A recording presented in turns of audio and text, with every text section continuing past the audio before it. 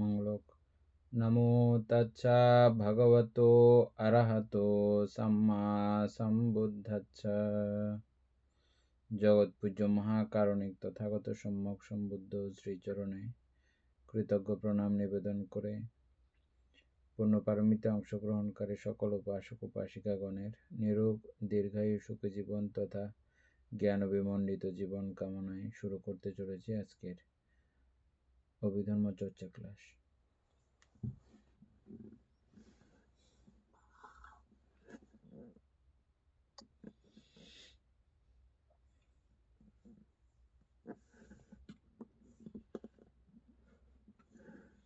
আমাদের কতদূর পর্যন্ত আলোচনা হয়েছিল আর কি কি বাকি ছিল? আমাদের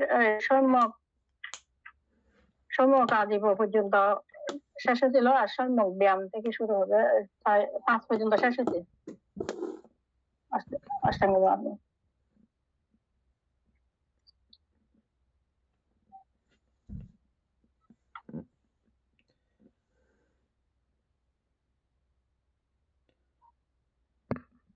উপাসিকা চন্দনা বড়ুয়া, সম্যক ব্যায়াম সম্পর্কে আগে কোনো ধারণা আপনার ছিল? জানা ছিল? জানা থাকলে বলেন, কিছু আগে থেকে জানা থাকলে, জানা না থাকলে নাই বলেন। তারপরে শিল্পী বড়ুয়া, আপনার আগে থেকে জানা আছে?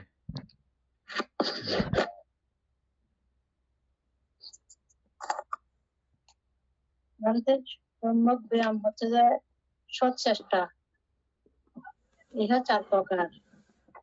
আমরা ওই যে আগে যদি কোনো অকুশল করে থাকি, এখন ওই কুশলকে মানে উৎপন্ন হতে না দেওয়া, এবং উৎপন্ন কুশলকে আরো আরো আরো সজ্জীবিত করা, আরো মানে উত্তম করা। তারপর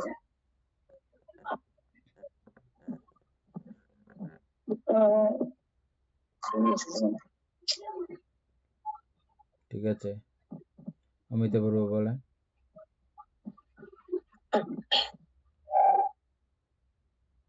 বান্তে এখানে আমরা সম্যক ব্যায়ামের মধ্যে এটাকে সম্যক প্রচেষ্টা বলতে পারি, সম্যক প্রদানও বলতে পারি, আবার এখানে বীর্য এগুলো এটাও বলতে পারি। তো এখানে আমরা যদি সম্যক প্রদানে যদি ধরি, এটাকে প্রথমে 1 নম্বরে হবে যে সম্বর প্রদান, তারপর দ্বিতীয় হচ্ছে যে প্রহান প্রদান, আরেকটা হচ্ছে যে ভাবনা প্রদান, তারপর হচ্ছে যে অনুরক্ষণ প্রদান।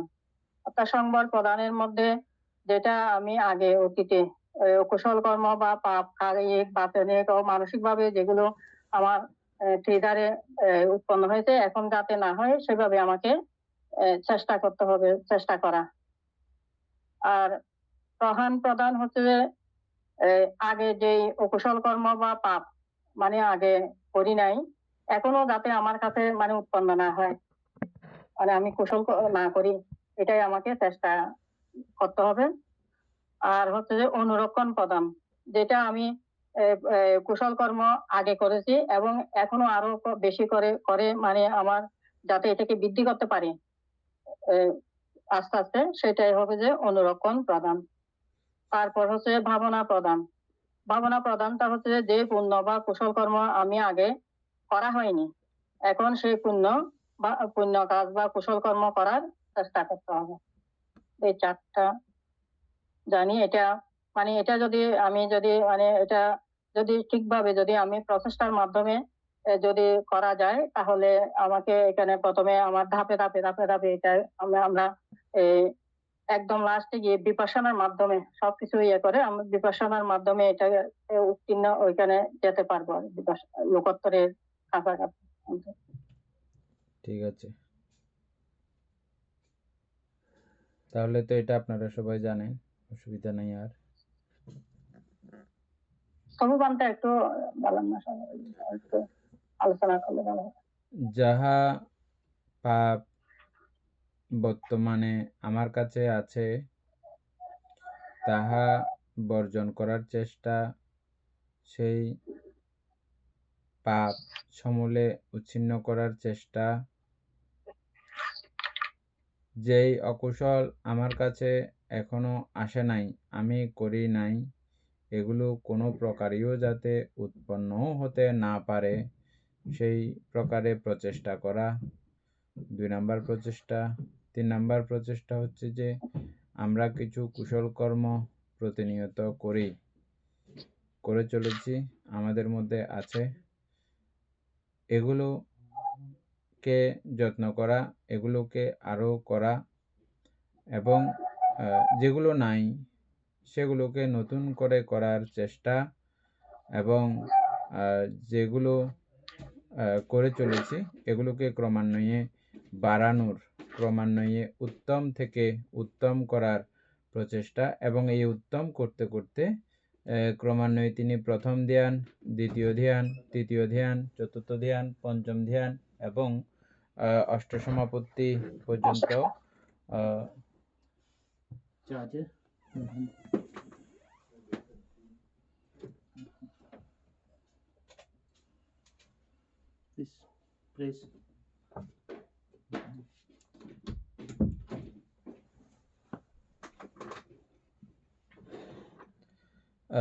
অষ্টসমাপত্তি পর্যন্ত, এর পরবর্তীতে বিপাশনা পর্যায়ে যাবে। বিপাশনার মধ্যেও শ্রুতাপত্তি, সকৃতাগামী, অনাগামী, অরহত পর্যন্ত তিনি প্রত্যক্ষ করবেন ক্রমান্বয়ে। প্রত্যেকটা জায়গার মধ্যে এই প্রচেষ্টা বিদ্যমান। ওই প্রচেষ্টাকেই বলা হয় সাম্মাবায়াম, সম্যক ব্যায়াম, নির্বাণ যাবার ব্যায়াম, নির্বাণ যাবার প্রচেষ্টা, এটাকেই সম্যক ব্যায়াম বলা হয়।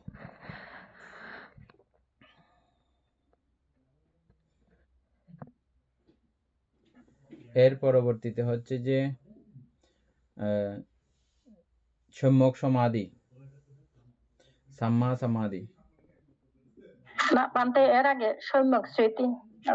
সম্যক স্মৃতি, সম্যক স্মৃতি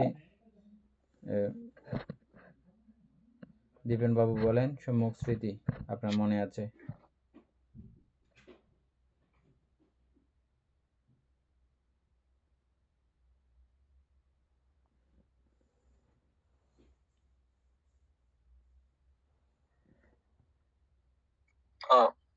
ভুলে গেছি।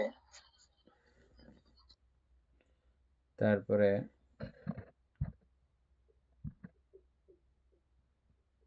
ইন্দ্রা বড়ুয়া বলেন, সম্যক স্মৃতি।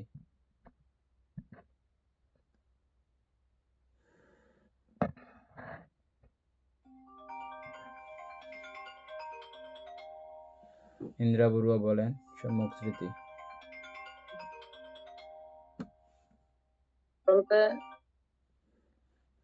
সম্যক স্মৃতি মানে ভাবনা অনুশীলনের সময় ধ্যানের দেহ মনে যা কাজ বা কর্ম করা হয় সমস্ত কাজের প্রতি তাকে যথার্থ স্মৃতি অনুশীলন করতে হবে। প্রতিটি কাজের প্রতি কাজকর্মের প্রতি ধ্যানের সম্পর্ক জ্ঞান থাকতে হবে, সচেতন থাকতে হবে এবং অ্যালার্ট থাকতে হবে। সতর্ক থাকার নামই সম্যক স্মৃতি।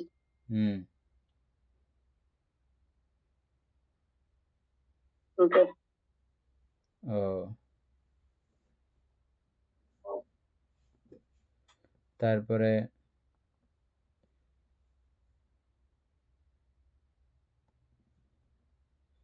অমিতা বড়ুয়া বলেন, উপাসক পুতুলবাবু বলেন, সম্যক স্মৃতি জানা থাকলে আপনার।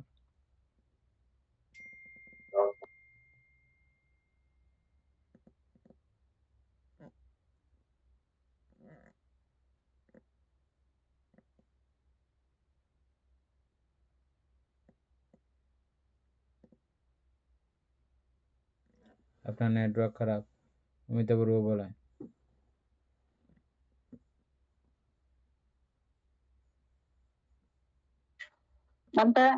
এখানে সম্যক স্মৃতি হচ্ছে দেহ এবং মনের অনুভূতির বিষয়ে সজাগ থাকা, যেমন কায়িক, বাচনিক ও মানসিক, মানে তিনটা কোনো এই ত্রিধারে কোনোভাবে যাতে আমার অকুশল কর্ম অকুশল আসতে না পারে সেই বিষয়ে সজাগ থাকা। তো আমি যদি সেই বিষয়ে যদি আমি আমার প্রতিটি শারীরিক, কায়িক, বাচনিক, মানসিক এইভাবে যদি আমি সব বিষয়ে যদি আমি সজাগ থেকে যদি আমি আমার স্মৃতি করে চলতে পারি, তাহলে আমি প্রথম ধ্যান, দ্বিতীয় ধ্যান, তৃতীয় এইভাবে করে উত্তীর্ণ হয়ে আমি স্মৃতি করে করে তাইলে আমি মানে একদম বিপাশানার মাধ্যমে আমি উপরের দিকে উঠতে পারবো বানতে। এটাই হচ্ছে স্মৃতি। ঠিক আছে, এনি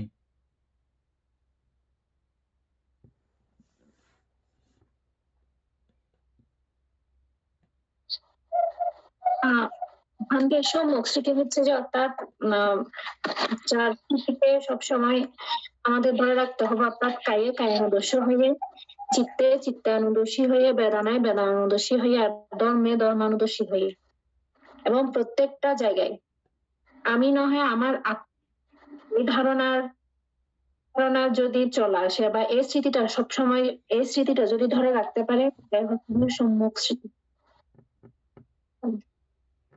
আচ্ছা, সম্যক বাদ দিলে নর্মাল স্মৃতি কিরকম? নর্মাল স্মৃতি হচ্ছে বলতে সবসময় সম্প্রজ্ঞান তৈরি করা, প্রতিটা কাজের মধ্যে স্মৃতি রেখে রেখে সম্প্রজ্ঞান উৎপন্ন করাই হচ্ছে যে স্মৃতি। এই স্মৃতি কি আমাদের নর্মালিও থাকে? আছে? আছে বলতে কিভাবে?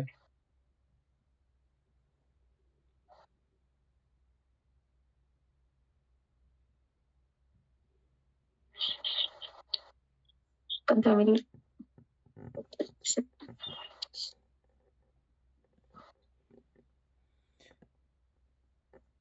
আমরা এখন আমাদের একটু করে মনটাকে দেখব, বা অন্যান্য সময়ে আমরা দেখতে পারি, একটু করে মনের কথাগুলো নিজে নিজে শোনেন। কি হাস্যকর কাণ্ড কারখানা! সারাক্ষণ যে ও কত রকমের কত কাণ্ডকীর্তি করে ফেলতেছে, কত কিছু বলে ফেলতেছে, একটু করে নিজে নিজে এখনই দেখেন। এই সমস্ত কার্যক্রমগুলো আমরা কিন্তু করি না, আমরা বলি না, আমরা করি না। করি? কেন করি না? আমার ছেলে আছে, পরিবার পরিজন আছে, পাড়া প্রতিবেশী আছে, মানুষ আছে, জন আছে, সব কিছু মিলিয়ে মিশিয়ে এগুলো কিন্তু আমরা করি না। আমাদেরকে এমন কোনো একটা অবস্থা আছে যে এগুলো আমাদেরকে করতে দেয় না, এটা করা ঠিক না, বাঞ্ছনীয় না, অবাঞ্ছনীয়, এরকম একটা বিষয় আমাদেরকে কেউ সাজেস্ট করে। করে কি? এমনি ওটা বুঝেন তো, মনের মধ্যে সারাক্ষণ দুনিয়ার বাই কীর্তনের কাণ্ড কারখানা চলতেছে। আমরা শুধু বলি যে যেগুলো আমার বিশেষ কাজে লাগবে, বা আমি এতে বাহবা পাবো, আমার ভালো হবে, আমি 10 জনের কাছে একটু মাথা উঁচু হবে, ওই জাতীয়গুলো আমি বেছে বেছে টানি টেনে, যার যদ্দুর ক্ষমতা আর কি, যারা যে লেভেলের, ওই লেভেলের কথা আর কি, ওই লেভেলের মধ্যেও ও যেগুলো বলা বাঞ্ছনীয় বলে মনে করে, উচিত বলে মনে করে, ওগুলো বলে, যে সবগুলো সে বলে না, বাসি বাসি সাজায় সাজায় গুছাই গুছাই কত কাণ্ড কীর্তন করে করে ও বলে। যে খেয়াল করছেন? খেয়াল কারোটা করতে লাগবে না, আমারটা করলে হয়ে যাবে, আমারটা করলে হয়ে যাবে। আমরা এগুলো যেগুলো ওগুলোই বলি যে আমরা, তাহলে এগুলো তো আমরা জানার আগেও, এই ধর্মের সঙ্গে পরিচয় হওয়ার আগেও, এই স্মৃতির সঙ্গে পরিচয় হওয়ার আগেও আমাদের এটা ছিল। ছিল কি? এই যে ছিল, এটা হচ্ছে যে স্মৃতি, বুঝছেন? কেউ একটা গাইড করে আমাদেরকে, কেউ একটা আমাদেরকে ওই যে করে, এই যে গাইডিং ব্যবস্থা যার, বা চৌকিদারের ব্যবস্থা যে করতেছে, পাহারা দেওয়ার ব্যবস্থা যে করতেছে, এগুলোকে সাবধান সতর্কভাবে চালনা করার কার্যক্রম যে পরিচালনা করতেছে, ওই অবস্থাটার নাম হচ্ছে স্মৃতি। নর্মালি এনে বোঝা গেছে নর্মাল স্মৃতিগুলো, এনে বোঝা গেছে স্মৃতি। এবার সাম্মা স্মৃতি, আমি ওই সজাগ, ওই কুশল দিকে তাকে ধাবিত করার প্রচেষ্টা, এবং আমি দেহের মধ্যে অনিত্য দুঃখ অনাত্মা চিনার প্রচেষ্টা, বা অনিত্য দুঃখ অনাত্মা বলে তাকে সজাগী করে রাখার প্রচেষ্টা, বেদনার মধ্যে অনিত্য দুঃখ অনাত্মা করে সজাগী রাখার প্রচেষ্টা, এবং চিত্তের মধ্যে অনিত্য দুঃখ অনাত্মা আছে দেখাইয়ে দেওয়ার যে প্রচেষ্টা এবং ধর্মের মধ্যেও নিত্য দুঃখ অনাত্মা দেখাইয়ে দেওয়ার যে প্রচেষ্টা প্রয়াস যে সারাক্ষণ পরিচালিত করে, যে সারাক্ষণ এই জ্ঞান উৎপন্ন করে রাখার চেষ্টা করে, এই অনিত্য দুঃখ অনাত্মা ছাড়া সুখ নিত্য আত্মা এই জাতীয় বিষয়ের প্রবেশ অধিকার যে দেয় না, ওর নাম সাম্মাসাতি।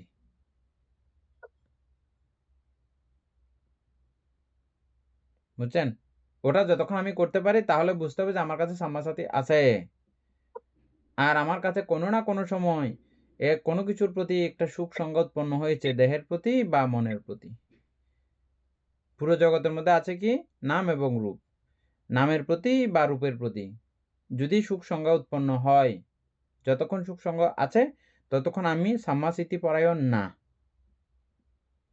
যতক্ষণ নিত্য সংজ্ঞা আছে থাকে ততক্ষণ আমার মধ্যে সাম্মাসিতি নাই। যতক্ষণ আত্মা সংজ্ঞা বিদ্যমান আছে, নাম বা রূপকে আমি আত্মা বলে মনে করি, আত্মা বলে মনে করার যে প্রেরণা ধারণা যতক্ষণ থাকে ততক্ষণ বুঝতে হবে যে আমার কাছে সাম্মাসাতি নাই। একদম পুরো কমপ্লিট না? বুঝা গেছে পুরোটা না? বইয়ের ভাষা এটা বুঝতে হলে বইয়ের লেখাজোকা, বইয়ের ভাষা এগুলো বাদ দিয়ে এই আলোচনা থেকে আপনাদের মনের একটা কথা আপনারা লিখে ফেলতে পারেন। প্রত্যেকটা মার্গ সম্পর্কে, আর্য অষ্টাঙ্গিক মার্গ সম্পর্কে একটা মনের কথা বইয়ের দিকে না তাকিয়ে আপনাদের মনের একটা অভিব্যক্তি আপনাদের যার যার মতো করে লিখতে হবে। বুঝছেন? তো লিখলে তখন আমি যদি এগুলো দেখি বা আমাদের ক্লাসের অন্যান্যরাও দেখবে, বুঝছেন? তখন আপনি আসলে এই জিনিসটা নিচ্ছেন কিনা, নেওয়া হচ্ছে কিনা একটা বোঝা যাবে।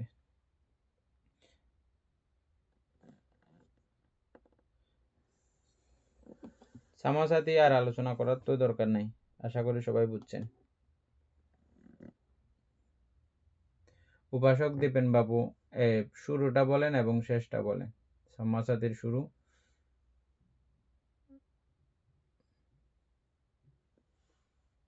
আর সামাসাতির শেষ।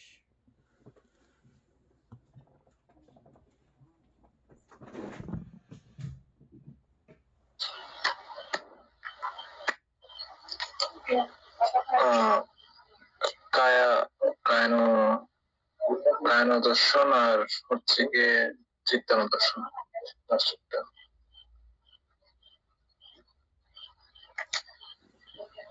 তারপরে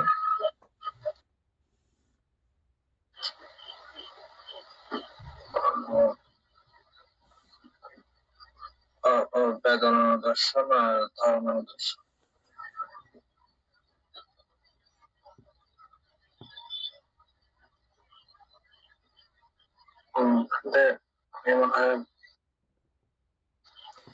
কালকে কেউ একজনে সমদ ভাবনা, বিদর্শন ভাবনা, সমদ ভাবনা ছাড়া বিদর্শন ভাবনা করা যায় কিনা এরকম কেউ একজনে প্রশ্ন করেছিলেন, দীপেন বাবু মনে হয় না?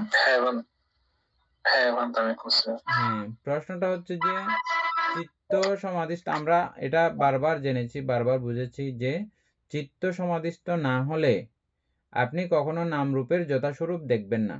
এটা দেখতে হলে চিত্তের সমাধিস্থ অবস্থা লাগবেই। আমরা একদিক থেকে এটাকে সমত ভাবনা বলতেছি, আরেক দিক থেকে বিপাশনা বললেও এটাও কিন্তু সমাধি। সমাধি উৎপন্ন না হলে সেখানেও দেখা যাচ্ছে না, এখানেও দেখা যাচ্ছে না। সমাধি কিসের সঙ্গে আমরা তুলনা করেছিলাম? ঘোলা পানির সঙ্গে। ঘোলা পানি হচ্ছে যে অসমাধিস্থ অবস্থা। আর এটাকে যখন ফিট করে দিয়ে যখন আমরা গোলাগুলো বা কর্দমাক্তগুলো যখন তলে নিচে বসাই ফেলি, পুরো বালতির কি আছে তলাতে পর্যন্ত আমরা পরিষ্কার আমরা দেখতে পাই না? এটা যদি নড়াচড়া না করে, ঠিক একইভাবে আমাদের মনটা যখন এরকম সমাধিস্থ হয়ে যায় একটা জায়গায়, এই সমাধি কৌশল আনায়ন প্রথমে করতে হয়। এই সমাধি কৌশল যখন আয়ত্ত হয়, সমাধি যখন আয়ত্ত হয়, চিত্ত যখন সমাধিস্থ হয়ে যায়, তখন তিনি যদি এই বিপাশনা জানেন, তখন তিনি যেটাই যখন উৎপন্ন হবে, এটা স্পেশাল কোথাও কোনো জায়গা থেকে আসবে এরকম না। আপনার কাছে তখন যেটা উৎপন্ন হয়েছে ওটা ঠিক একটা বিষয়কে আপনি বিস্তারিত করে দেখতে পাবেন। মানে আপনি অমুক জায়গাতে চোখ দিয়েছেন, সেখানেই আপনি বিস্তারিত দেখবেন। এটার কি আছে এটার মধ্যে, কেমন কেমন অবস্থা, হ্যাঁ? তাইলে এটা পরিষ্কার তখন দেখা যাবে। দেখলেই আপনি ওখানে আসলে কি আছে দেখে যাবেন। কি দেখবো আমরা? আমরা দেখব যে এটা অনিত্য, এটা দুঃখ, এটা অনাত্মা। এটাই দেখব। এই রকম করে দেখার নাম, এই রকম করে নামরূপকে দেখার নামই হচ্ছে যে বিপাশনা। বুঝছেন এখন? আর সমাধিস্থ করা মানে যেকোনো একটা আলম্বনের মধ্যে চিত্তকে স্থির করে ফেলা। আর এটা আপনি সমতল লাইনে গেলেও সমাধি করতেই হবে, চিত্ত সমাধিস্থ করতেই হবে।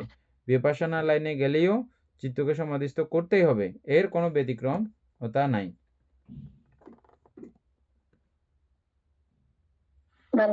হ্যাঁ, বলে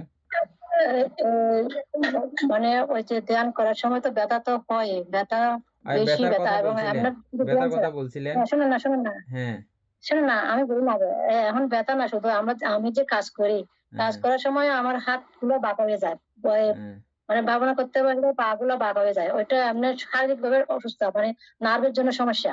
তো এগুলো তো ভাবনা করতে গেলে আরো বেশি বাঁকা হয়ে যায়, মানে কোনো একটা কাজ করতে গেলে আঙ্গুল গুলো বাঁকা হয়ে যাচ্ছে, একদম ঠিক করতে হয় পুরো টানি করে। তখন ভাবনা যখন বলি তখন হাত ওইরকম হয়ে যায়, পায়ে ধরে যায় ওইরকম। তো এগুলো কি একভাবে মানে এভাবে স্মৃতি করলে কি ঠিক হবে? না, স্মৃতি করলে এই জাতীয় কোনো কিছু ঠিক হবার কোনো ব্যাপার নাই। বুঝছে কেন নাই আমি বলি আপনাকে।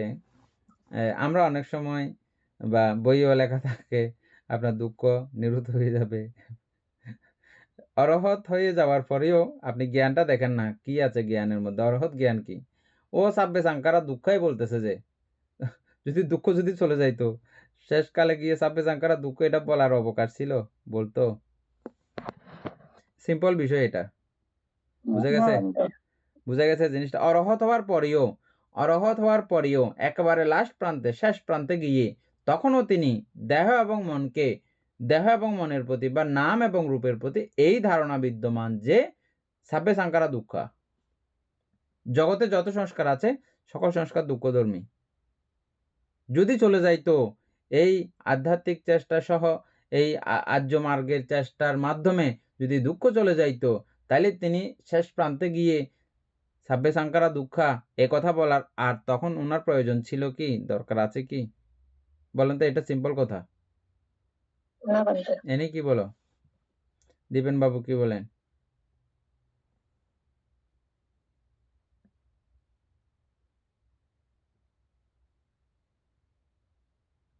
এই কথার প্রমাণ পাইছেন? ভিত্তি আছে? তাহলে এবার বলেন, এই ভাবনার মাধ্যমে আমি দুঃখকে দূর করার জন্য ভাবনা করতেছি, এরকম বললে এটা একটু ভুল আছে। কিরকম আছে? এখন বর্তমানে যে আমার পঞ্চস্কন্ধ আছে, যেটা যে দুঃখ এখন আছে ওটাকে আমাকে সহ্য করতেই হবে। পুনরায় আর এই দুঃখ উৎপন্ন হয় এমন জিনিস আমার উৎপন্ন হবে না, আমি ঠিকঠাক এই পথে চলে গেলে। বুঝছেন? এখন যেটা আছে এটা থেকে আপনার মুক্তি নাই। এটা বুদ্ধকেও লাস্ট অবস্থায় মৃত্যুবরণ করতে হয়েছে, মরেছেন তো না? আমরা পরিনির্বাণ সূত্র পড়লে লাস্টে দিয়ে খুব এই জাতীয় কথাগুলো, খুব সুন্দর সুন্দর কিছু কথা আছে যেটা দিয়ে উপলব্ধি করা যায়। তখন তিনি এটা খুব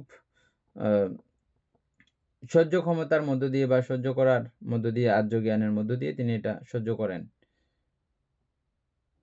কিন্তু ওনার যে দুঃখ নাই এমন না, তবে ওই দৃষ্টি ওনার আছে। কোন দৃষ্টি? সংস্কার দৃষ্টি। এটা সংযুক্ত ধর্ম। রংধনু যেমন সকল কিছুর সমন্বয়ে এই মুহূর্তে প্রতীয়মান হয়, ঠিক দুঃখ বলেন, সুখ বলেন, উপেক্ষা বলেন, যেটাই হবে হোক, বেদনাগুলোও প্রত্যয় আদি কারণে সমুপস্থিত হয়, আমাদের চোখে দৃশ্যমান হয়। এটাই সব সংস্কারই এরকম, ওই অনিত্য দুঃখ অনাত্মারই অন্তর্গত।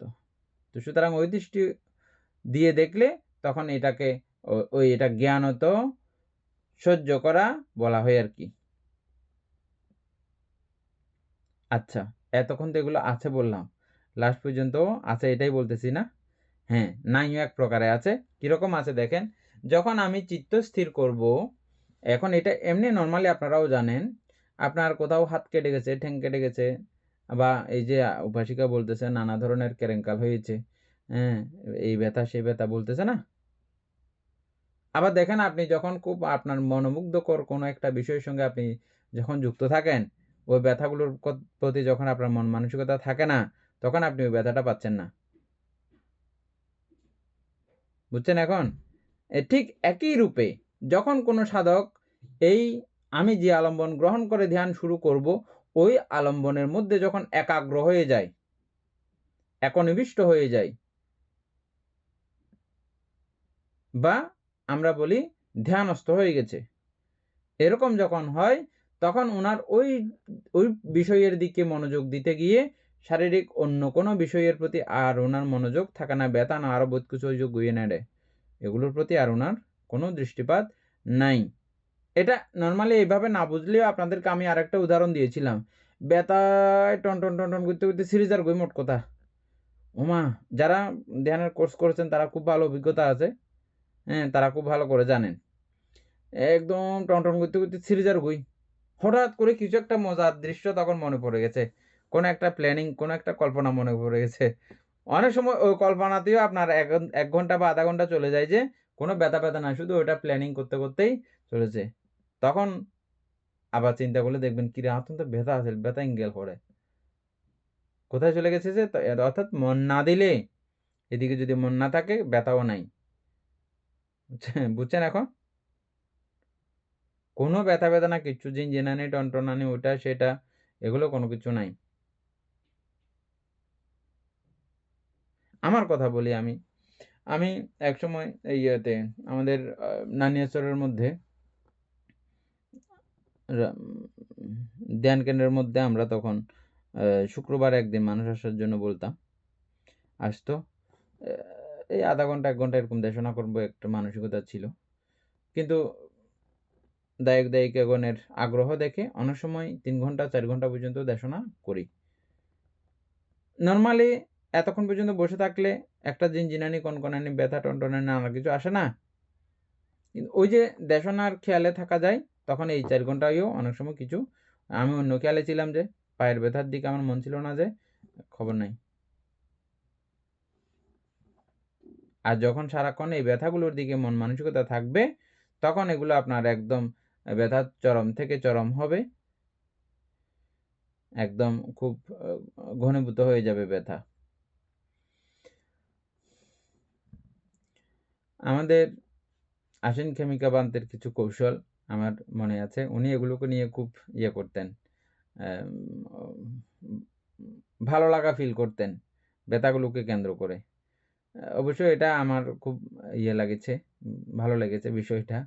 মানে এটাও মনোযোগ দেওয়ার বা মন আকৃষ্ট করার, আকৃষ্ট বলতে আরামদায়কভাবে আকৃষ্ট না, মানে ব্যথা কষ্ট যন্ত্রণা ঠিক আছে হইলেও এটা আমার কিছু কিছু আমি এভাবে কাজে লাগাইতে পারি। সেটাকে ব্যথা যখন তীব্র হয়, ওই তীব্রতার দিকে আমার একাগ্র দৃষ্টি থাকে, অন্য কোনো দিকে দৃষ্টি থাকে না, ওই ব্যথাটার দিকে আমি মনোযোগ যদি নির্দিষ্ট করি, কেমন হয়, কিরকম হতে পারে দেখি তো। হ্যাঁ, এবং ওগুলোতে খুব সুন্দর কিছু কথাও তিনি বলেছেন, অ্যাড করেছেন। আমি পরবর্তীতে এগুলো কোথাও লেখা আছে কিনা খুঁজছিলাম, মানে এগুলো কোথাও লেখা আছে কিনা এই জাতীয় করে। হ্যাঁ, ডাইরেক্ট ওরকম লেখা নাই, অন্যভাবে আছে। এটা ওনাদের করাইতে ওনাদের একটা অভিজ্ঞতা আর কি, ওই অভিজ্ঞতার আলোকেই ওনারা এটা বলতেন। ওই ব্যথাতে মনোযোগ দিতে দিতে চিত্ত যদি কখনো একাগ্র হয়ে যায়, হঠাৎ চিত্ত যদি একাগ্র হয়ে যায়, একাগ্রতা, বুঝছেন? তাহলে একাগ্রতার সঙ্গে সঙ্গে আবার কি হয়, একাগ্রতাকে আমরা বিচার বলতেছি। একাগ্রতা কেন হয়েছে? এর আগে বিচার ছিল, এর সঙ্গে বিতর্ক ছিল। বিতর্ক মানে কি, ওই যে আমি ব্যথাতে মন রাখার চেষ্টা করেছি, এই যে চেষ্টাটা বিতর্ক। তাইলে আর ব্যথার প্রতি আমার বিচার উৎপন্ন হবে, যার যার জ্ঞান অনুযায়ী, যার যার আলোচনা অভিজ্ঞতা অনুযায়ী এই বিচার উৎপন্ন হবে। এবং ওখানে একাগ্রতা অবশ্যই যোগ আছে, আমি একাগ্রতা দিয়ে রেখেছি বিষয়টা, একটা বিষয়ের মধ্যে নিবিষ্ট করে রেখেছি। তাহলে বিতর্ক বিচার একাগ্রতায়, তিনটা আছে। তিনটা থাকলে এগুলোর রেজাল্ট কি আসে যে প্রীতি এবং সুখ। বুঝছেন? এই প্রীতি সুখের সঙ্গে সঙ্গে আমাদের বিপাশানার মধ্যে আমরা যে দশবিধ উপক্লেশ পড়েছিলাম না, এই উপক্লেশগুলোর মধ্যে যে কোনোটা উৎপন্ন হতে পারে। উবাসও উৎপন্ন হতে পারে, প্রীতির মধ্যে নানা জাতীয় সাইড উৎপন্ন হতে পারে। হ্যাঁ, এবং উপক্লেশগুলো মনে করলে হয়ে যাচ্ছে। তো এখন উপক্লেশ যেগুলো পড়েছেন 10 প্রকার উপক্লেশ, ওই উপক্লেশগুলোর যে কোনো একটা আসতে পারে।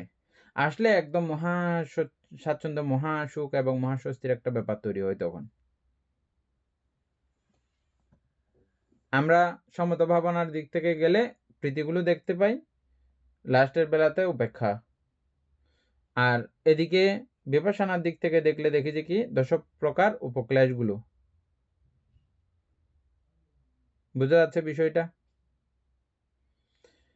আচ্ছা, এই যে আমি ওই বিষয়ের প্রতি মনোযোগ দেওয়ার কারণে আমার এই মুহূর্তে ব্যথা উৎপন্ন হলো না, বা আমার ওই জাতীয় কোনো রকমের বেদনা উৎপন্ন হলো না, তার মানে কি আমার কি ব্যথা চলে গেছে? যে ব্যথা থেকে মুক্ত হয়ে গেছি, যে আমি অন্যদিকে মন দেওয়ার কারণে এটা উৎপন্ন হয় না যে আমার, কিন্তু এটার জায়গাতে আচ্ছা, আমি আবার যখন শরীরকে প্রত্যাবর্তন করব, মনকে যখন প্রত্যাবর্তন করব, আবার পুরা মনকে, পুরা দেহকে যখন আবার প্রত্যাবর্তন করব, তখন আবার এই অনুভূতিগুলো দেখতে পাবো। আর অনুভূতি কি এমনি এমনি থাকে না। অনুভূতি থাকতে হইলে নাইলে সুখ অনুভূতি, নাইলে দুঃখ অনুভূতি, নাইলে বুকে অনুভূতি। অনুভূতি একটা থাকবেই। অনুভূতি ছাড়া আছে কোনো সময়? তাহলে পুরো বোঝা গেছে বিষয়টা?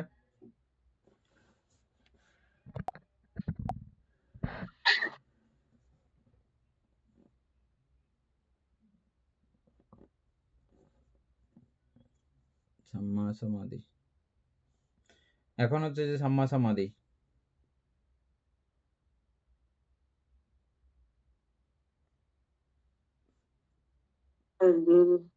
হ্যাঁ, ব্যায়াম নিয়েছে, সম্মুখ ব্যায়াম। সম্মুখ ব্যায়াম শেষ হয়ে গেছে। আচ্ছা, আপনি আস্তে আস্তে অনেক দেরি করছেন তো, এই জন্য। ফোনে কল ঢুকে নাই সেই জন্য। ও আচ্ছা, তারপরে আমরা এখন তাহলে সাম্মা সমাধি। আচ্ছা, আমি মায়া বড়ুয়াকে বলছিলাম যে সাম্মা স্মৃতি কোথা থেকে শুরু হয়, কোথা থেকে শেষ হয়?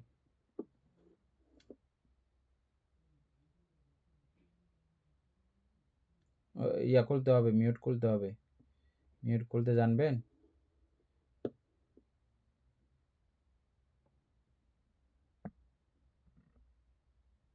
আর তো দেখাই যাচ্ছে না, কিছু একটা কেরেঙ্কাল করে ফেলছে।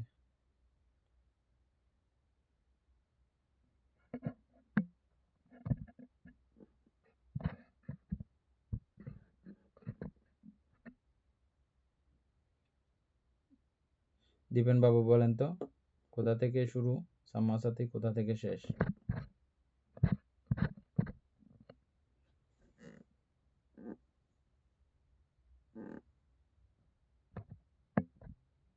মানে একটু আবার একটু করে বলেন, আবার একটু করে বললে ভালো হবে।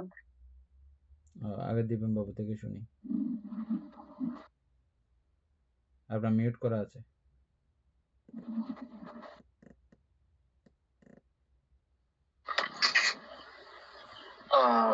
মানে শুরু হচ্ছে গিয়ে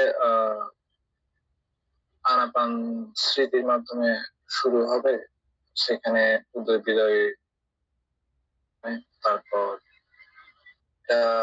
শেষ হবে নির্বাণ লাভের মাধ্যমে।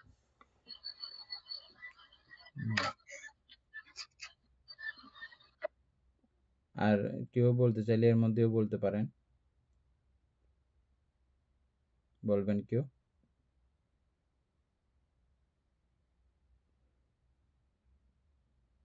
এনি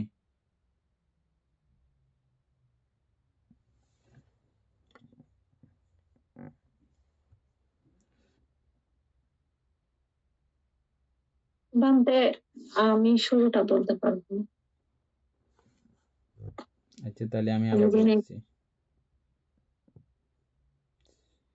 আমরা চিত্ত পড়ছি না? চিত্ত সবগুলো সম্পর্কে আমাদের আইডিয়া আছে না? নির্বাণ লাভের কারণে আমি যখন দ্বাদশ অকুশল কর্ম করব না করার যে প্রচেষ্টা, করব না, উৎপন্ন হতে দিব না, সাম্মাসাতি, বুঝে গেছে? আমরা চিত্ত পড়েছি না? এখানে অকুশল চিত্ত পড়েছি না? এই অকুশল চিত্ত উৎপন্ন হতে না দেওয়া সাম্মাসাতি, কি কারণে দিচ্ছি না? যে আমি আমার দুঃখ যন্ত্রণা না পাওয়ার জন্য ওই উদ্দেশ্য না, একেবারে নিবৃত্তি করার উদ্দেশ্য যদি আমার থাকে, একেবারে নিবৃত্ত, কাকে? দেহ এবং মনকে বা নাম এবং রূপকে একেবারে নিঃশেষ করার মানসিকতা নিয়ে যদি আমি দ্বাদশ অকুশল কর্ম বর্জন করি, তাহলে এটা সাম্মাসাতির কাজ। এনে মনে থাকবে না? এখান থেকে শুরু। এবার ক্রমান্বয়ে আমি অষ্টবিধ কুশল কর্ম সম্পাদন করব। তারপরে রূপবচর চিত্ত কয়টা? 5টা রূপবচর চিত্ত সম্পাদন করব, অরূপবচর চিত্ত সম্পাদন করব, এবং ক্রমান্বয়ে এই শ্রোতাপত্তি মার্গ হইতে অরহত্ত ফল পর্যন্ত যাওয়ার জন্য যে প্রয়াসী, যেদিকে লক্ষ্য মাত্রা স্থির করে যেগুলো বর্জন করার প্রচেষ্টা, যেগুলো অর্জন করার প্রচেষ্টা, এই অর্জন বর্জন করতে করতে আমরা প্রত্যেকটা জায়গায় গিয়ে ওখানে গিয়ে এটা বর্জন করতেছি। প্রথমে আমরা একদম শুরুটা হয়েছে অকুশল বর্জনের মধ্য দিয়ে। অকুশল বর্জন করে আমি কুশল, অষ্টবিধ কুশল, এগুলো আমি অর্জনের চেষ্টা করেছি। লক্ষ্য কিন্তু আমার ওই পর্যন্ত যাওয়ার জন্য। ওই লক্ষ্য যখন থাকে তখন ওটাও সাম্মাসাতি, কিন্তু আমি এখনো ধ্যানে বসি না কিন্তু তখন, বুঝছেন? আমি তখন ধ্যান করতেছি, আমি শুধু অকুশল বর্জনের চেষ্টা করতেছি। যখন করা শুরু, অকুশল বর্জন করে ফেলেছি, তখন বুঝতে হবে আমার সাম্মাসাতি স্টার্ট আছে, আমার কাছে সাম্মাসাতি, বুঝে গেছে? এখান থেকে শুরু হয়েছে। এই শুরু হতে হতে ক্রমান্বয়ে এর পরবর্তীতে আমরা এটাকে কি রেখেছি? কায়ানুপাচ্ছি। আচ্ছা, এই যে কথাটা বললাম, এটাকে কায়ানুপাচ্ছির মধ্যে পড়েছে অকুশল বর্জন? এটা কি কায়ের মধ্যে পড়েছে, ধর্মের মধ্যে পড়েছে? ধাম্মানুদর্শনা, চিত্তানুপাচ্ছানা, এগুলোর মধ্যে পড়েছে কি দীপেন বাবু? এটা এগুলোর মধ্যে পড়েছে? আমরা চার প্রকারে সাম্মাসিতি দেখেছি। কি কি? কায়ানুপাচ্ছি, চিত্তানুপাচ্ছি, বেদনানুপাচ্ছি, ধাম্মানুপাচ্ছি, দেখেছি না আমরা? এই চিত্তগুলোকে ওই জায়গাতে কি পড়েছে? এটা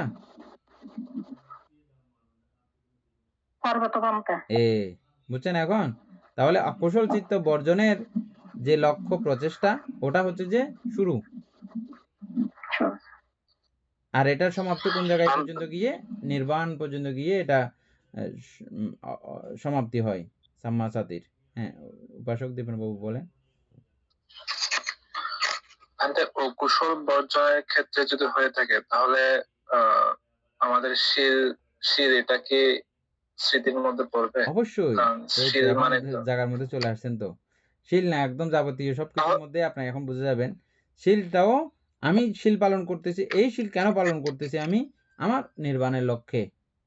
আমি খুব সজাগী হয়ে ওই সজাগতা, দুশীল আচরণ না করে শিল সংযত আচরণ করার মাধ্যমে আচরণের মধ্যে ধরে রাখার যে প্রয়াস, ধরে রাখার যে তিতিক্ষা, ওটাকে বলা হয় সাম্মাসাতি। বুঝে গেছেন? ওই ধাম্মানুপাচ্ছানার সঙ্গে পরিচয় হলে আরো পরিষ্কার হয়ে যাবে বিষয়টা। কিসের সঙ্গে? ধাম্মানুপাচ্ছানা।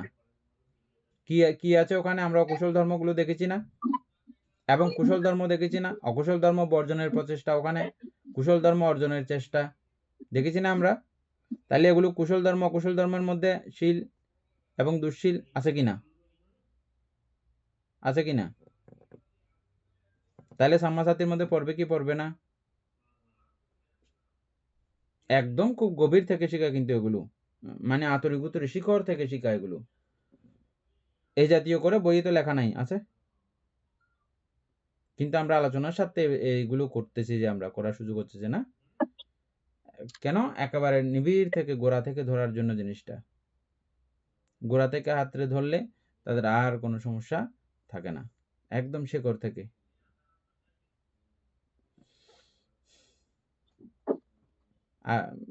বলেন এবার দীপেন বাবু।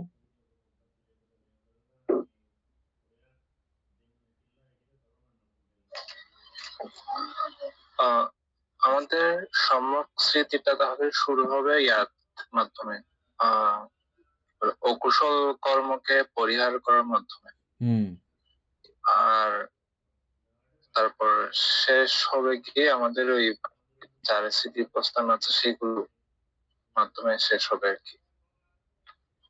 শেষ হবে মানে এটা শেষ অবস্থা পর্যন্ত হচ্ছে যে অরহত মার্গ এবং ফল প্রাপ্তি পর্যন্ত এটা গিয়ে চলতে থাকবে।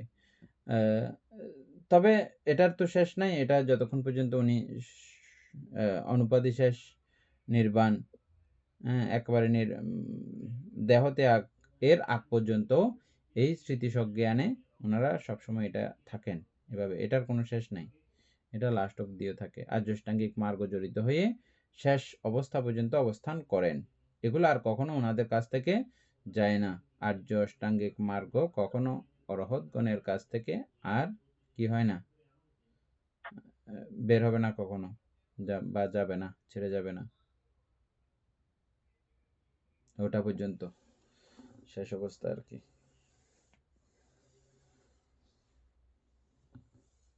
অমিতাভ বড়ুয়া তাইলে এবার বলতে পারবেন শুরু কোথায় শেষ কোথায়? আশা করি এখন সবাই বলতে পারবেন। বলতাম বানতে। হ্যাঁ বলেন, 2 লাইনে। আচ্ছা বানতে, আমাদের মানে সম্যক প্রথমে স্মৃতিটা হচ্ছে যে আপনার দ্বাদশ কৌশল গুলো বাদ দিয়ে মানে বর্জন করে আমি প্রথমে কৌশল চিত্রগুলো আমাকে উৎপন্ন করতে হবে। তো কৌশল চিত্র উৎপন্ন করতে হলে এই যে আমরা যেগুলো দেখছি রূপবছর এগুলো করতে গিয়ে আমাদেরকে তো ভাবনায় মানে এই সমত ভাবনা, যেমন আমরা বলতে কালকে এখানে ধ্যান বা সমত ভাবনার মাধ্যমে আমাদেরকে মানে দেখতে হবে, তারপর আমরা যেতে পারবো ওই কায়ানুদর্শী, বেদনানুদর্শন, চিত্তানুদর্শন এইভাবে করতে গিয়ে যখন আমি অনিত্য দুঃখ অনাত্মকে এটার মাধ্যমে যখন আমি মানে একদম লাস্ট পর্যায়ে যাব, ওটাই মানে একদম লাস্ট পর্যায়ে যখন যাব তখন এটাই হবে আর কি, মানে শেষটা। ঠিক আছে, এনি বলো।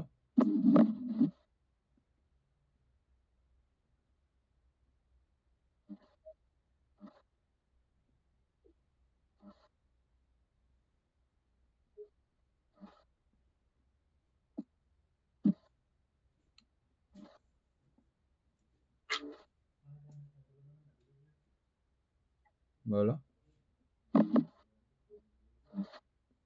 এনি বলো। বান্দার সম্যক স্মৃতি হচ্ছে অর্থাৎ আমরা নির্বাণ লাভের কারণে প্রথমে দ্বাদশ অকুশল চিত্ত উৎপন্ন হতে না দেওয়ায়, এটা হচ্ছে যে শুরু সম্যক স্মৃতির। আর এটা ধাপে ধাপে এই যে মহাকুশল চিত্র তৈরি করতে হবে, রূপবছর চিত্র তৈরি করতে হবে, রূপবছর অরূপবছর, এবং প্রত্যেকটা জায়গায় যে চিত্ত আর ধর্ম অনাত্মা, বেদনা হচ্ছে দুঃখ, তাই অসুচি, এরকম প্রতিটা জায়গায় যে এরকম স্মৃতি রাখাই হচ্ছে যে সম্যক স্মৃতি। এবং যতক্ষণ পর্যন্ত নিত্য দুঃখ অনাত্মাটা আয়ত্ত করতে না পারে ততক্ষণ পর্যন্ত এই স্মৃতিটাই ধরে রাখা হচ্ছে যে সম্যক স্মৃতি। ঠিক আছে। আর যদি কেউ এমনি আপনাদেরকে জিজ্ঞেস করে সাম্মাসাথী কি, তখন আপনারা এত লম্বা চূড়ায় বা শুরু এবং শেষ এত কাহিনী কীর্তন করার দরকার নেই। নাম এবং রূপে সদা সর্বদা অনিত্য প্রমাণ করে রাখা, অনিত্যদর্শী হয়ে থাকা, দুঃখদর্শী হয়ে থাকা এবং অনাত্মদর্শী হয়ে থাকা, তাহলে যে থাকতে পারে উনি সম্মুখ শ্রুতি নিয়ে আছেন, যার কাছে সুখ সংজ্ঞা বিদ্যমান আছে একটু এক ফোঁটার জন্য, বা নিত্য সংজ্ঞা আছে, বা আত্মা সংজ্ঞা আছে, তিনি সাম্মাসাতে নিয়ে নাই। এটা হচ্ছে যে মানে সার কথা সাম্মাসাতির। সজাগ থাকা আর কি। স্মৃতি শব্দের অর্থ আমরা কি জেনেছিলাম? সজাগ। কিসে সজাগ? কখনো আমার মনের মধ্যে উৎপন্ন না হয় কোনো জিনিসে নিত্য আছে, এটা যেন উৎপন্ন না হয়, হতে না পারে। সজাগ থাকা, ওই বিষয়ে সজাগ থাকা। তারপরে কখনো সুখ সংজ্ঞা উৎপন্ন না হয় ওই বিষয়ে সজাগ থাকা, আত্মা সংজ্ঞা উৎপন্ন না হয় ওই বিষয়ে সজাগ থাকা, সাম্মাসাতি চরম অবস্থা। সাম্মা সমাধি আজকে করে ফেলবেন না কালকে? আরো 2টা আছে, সমাধিটি সাম্মা সমাধি।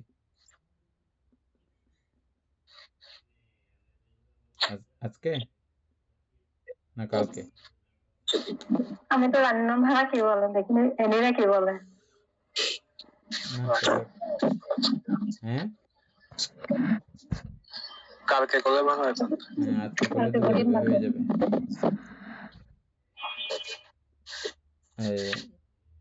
মৈত্রী ভাবনার বিষয়টা খুব গুরুত্বপূর্ণ ছিল। কখন এটা ভিডিও অফ ছিল আমি জানিও না, এটা রেকর্ড হয় নাই।